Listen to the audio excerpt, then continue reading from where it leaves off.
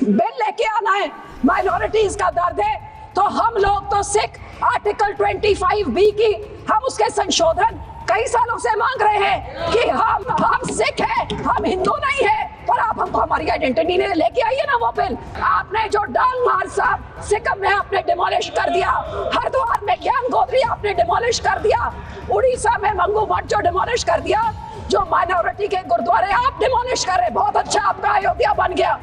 लेकिन जो नियत साफ होती तो उसके बोर्ड में 2 मुसलमान को डालिए, 2 मुसलमान डालते।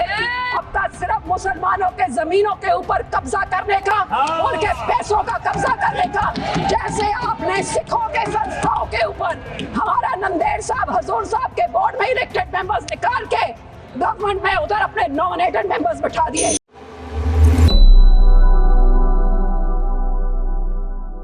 ਸ਼੍ਰੋਮਣੀ ਅਕਾਲੀ ਦਲ ਦੀ ਸੰਸਦ ਮੈਂਬਰ ਹਰਸਿਮਰਤ ਕੌਰ ਬਾਦਲ ਵੱਲੋਂ ਬੁੱਧਵਾਰ ਨੂੰ ਵਕਫ ਸੋਧ ਬਿੱਲ ਦੇ ਲੋਕ ਸਭਾ ਵਿੱਚ ਬਹਿਸ ਦੌਰਾਨ ਸਾਬਕਾ ਭਾਈਵਾਲ ਭਾਜਪਾ ਤੇ ਤਾਬੜਤੋੜ ਹਮਲੇ ਕੀਤੇ ਗਏ। ਉਹਨਾਂ ਨੇ ਭਾਜਪਾ ਲਈ ਅਸਲੀ ਟੁਕੜੇ ਗੈਂਗ, ਦਿਲ ਦੇ ਕਾਲੇ ਅਤੇ ਭਗਵਾਂ ਪਾਰਟੀ ਲਈ ਗੰਦੀ ਰਾਜਨੀਤੀ ਵਰਗੇ ਸ਼ਬਦਾਂ ਦੀ ਵਰਤੋਂ ਕੀਤੀ। ਇਸ ਨਾਲ ਸਾਬਕਾ ਸਹਿਯੋਗੀਆਂ ਵਿਚਕਾਰ ਕੁੜੱਤਣ ਹੋਰ ਵਧੀ ਹੈ। ਜਿਵੇਂ ਕਿ ਬਿੱਲ ਦੇ ਆਲੇ ਦੁਆਲੇ ਬਹਿਸ ਨੂੰ ਧਿਆਨ ਨਾਲ ਵੇਖਿਆ ਜਾ ਰਿਹਾ ਹੈ, ਹਰਸਿਮਰਤ ਨੇ ਭਾਜਪਾ ਅਤੇ ਪੰਜਾਬ ਤੋਂ ਬਾਹਰ ਸਿੱਖ ਗੁਰਦੁਆਰਿਆਂ ਤੇ ਕਬਜ਼ਾ ਕਰਨ ਦਾ ਦੋਸ਼ ਲਗਾਉਣ ਦਾ ਮੁੱਦਾ ਵੀ ਇਸ ਦੌਰਾਨ ਚੁੱਕਿਆ ਅਤੇ ਭਾਜਪਾ ਨੂੰ ਸਿੱਧੇ ਹੱਥੀ ਲਿਆ। फिर आप इधर गुरुद्वारों की कब्जा, जो आपने हमारे गुरुद्वारे हिस्टोरिक जो आपने डिमोलिश करते, आपने जो डांग मार साहब सिक्किम में आपने डिमोलिश कर दिया, हरिद्वार में ज्ञान गोत्री आपने डिमोलिश कर दिया, उड़ीसा में मंगू मठ जो डिमोलिश कर दिया, जो माइनॉरिटी के गुरुद्वारे आप डिमोलिश कर रहे, बहुत अच्छा आपका अयोध्या बन गया। लेकिन जो नियत साफ होती तो उसके बोर्ड में 2 मुसलमान को डालिए, 2 मुसलमान डालते, और उसके बाद फिर मुसलमानों के, ये आपका सिर्फ मुसलमानों के जमीनों के ऊपर कब्जा करने का, उनके पैसों का कब्जा करने का, जैसे आपने सिखों के संस्थाओं के ऊपर हमारा नंदेड़ साहब हजूर साहब के बोर्ड में इलेक्टेड मेंबर्स निकाल के गवर्नमेंट में उधर अपने नॉमिनेटेड मेंबर्स बैठा दिए। हरियाणा का हमारा तोड़ के, हरियाणा की SGPC तोड़ के आपने पिट्ठू पपेट्स वहां बैठा दिए। पटना साहब ने भी यही कहा और अब हमारी SGPC में भी आप यही कर रहे हैं। आपकी ये काली बुलडोजर वाली राजनीति, डिवाइड एंड रूल, आप मुसलमानों को इन बिचाकों में शिया सुन्नी आगा खान उसमें डिवाइड कर रहे हैं।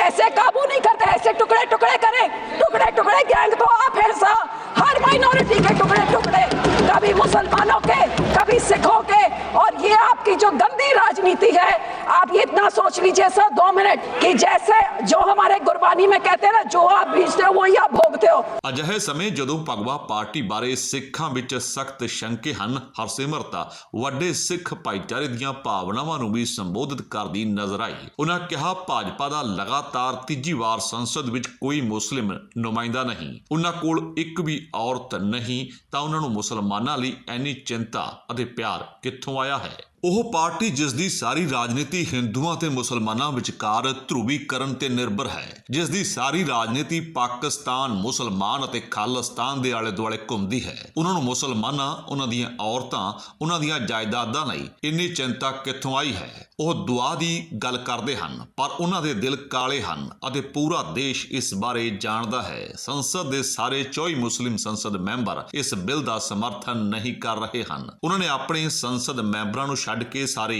ਵਿਰੋਧੀ ਮੈਂਬਰ ਜੋ ਸਾਂਝੀ ਸੰਸਦੀ ਕਮੇਟੀ ਦਾ ਹਿੱਸਾ ਸਨ ਨੇ ਬਿੱਲ ਦਾ ਵਿਰੋਧ ਕੀਤਾ। ਕੋਈ ਵੀ ਘੱਟ ਗਿਣਤੀ ਬਿੱਲ ਦਾ ਸਮਰਥਨ ਨਹੀਂ ਕਰ ਰਹੀ। ਜੇ ਇਹਨਾਂ ਚੰਗਾ ਹੁੰਦਾ ਤਾਂ ਉਹ ਇਸ ਦੀ ਪ੍ਰਸ਼ੰਸਾ ਕਰਦੇ। ਉਹਨਾਂ ਨੇ ਵਿਰੋਧੀ ਬੈਂਚਾਂ ਤੋਂ ਜ਼ੋਰਦਾਰ ਉਤਸ਼ਾਹਜਨਕ ਆਵਾਜ਼ਾਂ ਵਿਚਕਾਰ ਭਾਜਪਾ ਨੂੰ ਸਿੱਧੇ ਨਿਸ਼ਾਨੇ ਉੱਪਰ ਲੈਂਦਿਆਂ ਇਹ ਸਵਾਲ ਚੁੱਕੇ ਹਨ।